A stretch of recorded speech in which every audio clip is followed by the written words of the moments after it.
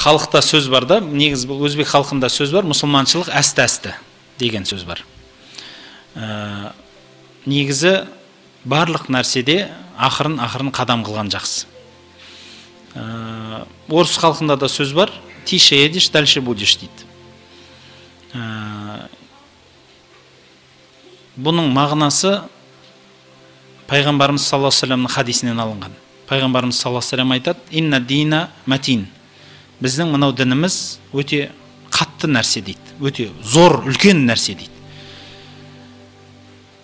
Оған апырақтаған адам бәрін бұзады дейді. Жететін жеріне жетпейді, белін қалдырмайды дейді.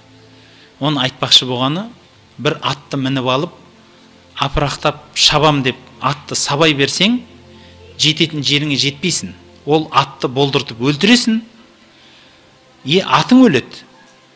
Немесе өлмей құлайды, жолда қаласың.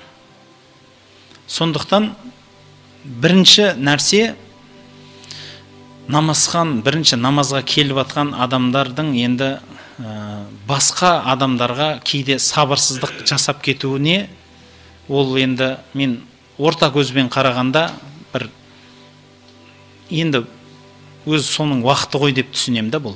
Өйткені кейбір адамдар сол намазға, оразаға бірінші келгеннен кейін анау намаз, ораза тұтпай, оқымай жүрген адамдарда түрткілей бастайды. Сен неге үйтпедің, неге бүйтпедің деп та. Әр кімнің өзінің иманға келетін сәті бар. Оған барлық адамға шанс беруіміз керек. Барлық адамға жұмсақтық танытуымыз керек. Барлық адамға кеңдік беруіміз керек. Ол деген сөз, кеңдік бер деген сөз, ерік бере сал деген сөз емес. Айта беру керек, жұмсақ, келтіре беру керек, жұмсақ, бұра беру керек. Бірақ сол жерде сындырып қоймау керек, мақсатым. Екінші нүкте, сол үшін мен айтатыным, енді егер елді мекен көтере алса, халқыңыз, осы еліңіз көтере алып, жұмылып, содан шығаламыз десеңіздер, істесеңіздер болады.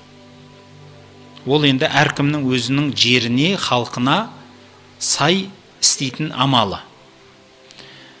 Екінші, осыған қосымша нүктем, намазхан адамның өзіне келетін болсақ, құрметті бауырлар, шын айтылғанда, намаз оқитын адамға насыбай да, сигарет те жараспайды. Қалай қылсаңыз да. Өйткені пайғамбарымыз саллаллаху алейхи уассаламның мынандай сөзі бар: сарымсақ жеген адам мешітке кірмесін дейді. Сарымсақ, пияз жеген адам мешітке кірмесін дейді. Неге дейді? Өйткені ол адамның иісінен, себебінен өзгелер қиналады, және періштелер қиналады дейді. Былай айтқанда, ана кісінің сасық иістігінен. Бірақ шындап келгенде пияз харам емес. Дұрыс па? Харам емес, оны жеуге болады. Сарымсақ та харам емес. Бірақ оның иісі халыққа әзәр береді дейді. Оны халыққа бір зияндық жеткізеді. Халықты қинайтын болғаннан кейін бұл дұрыс емес саналады. Сигаретте сондай, өзіңіз шеккен адамға білінбес, насыбай атқан адамға білінбес.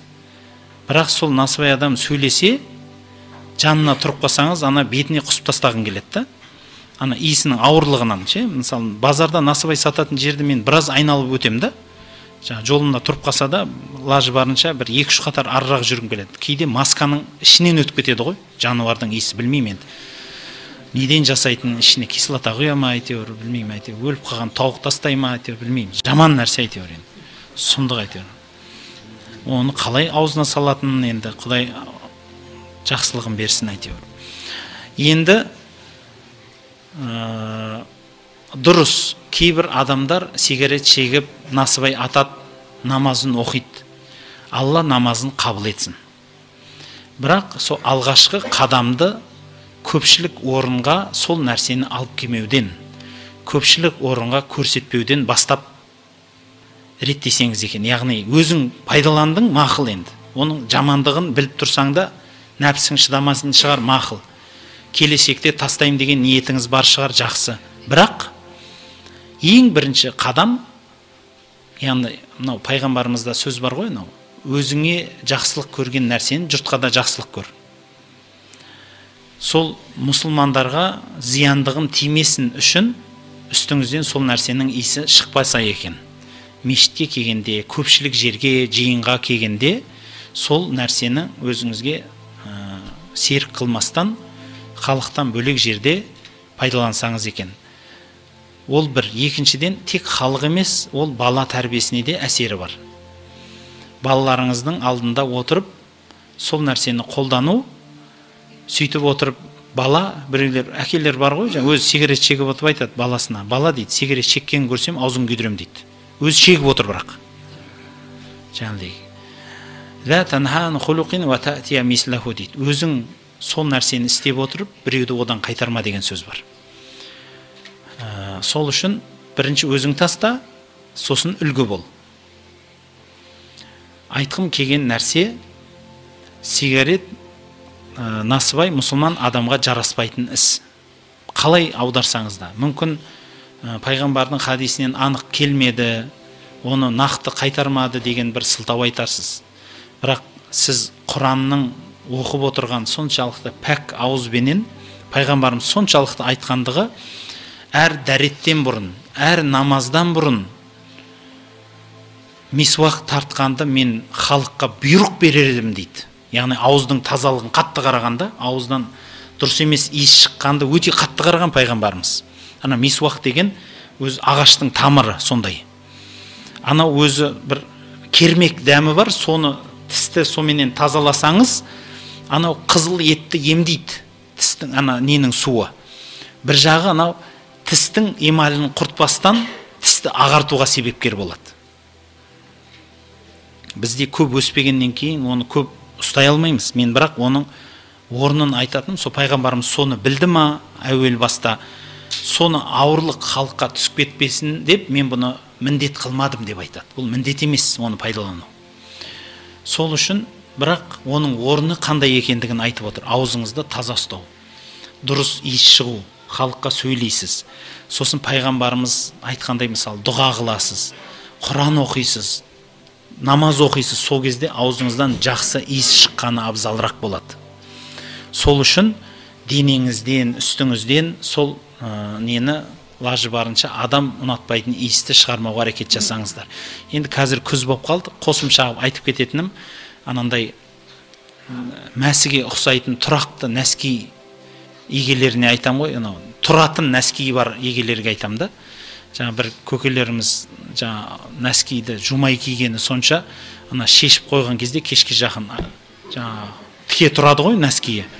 Жаңалдегі жаңа үстінен құс ұшып баратып құлайтындай иісі болады да жаңағы. Сол кісілерге айтатынымда, негізі аяқты көп жуыңыздар да, ондай иіспенен мешітке кіруге жақсы емес.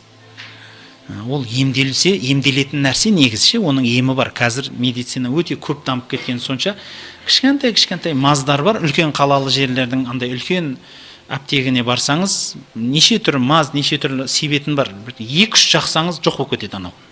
Мүлде қалмайды.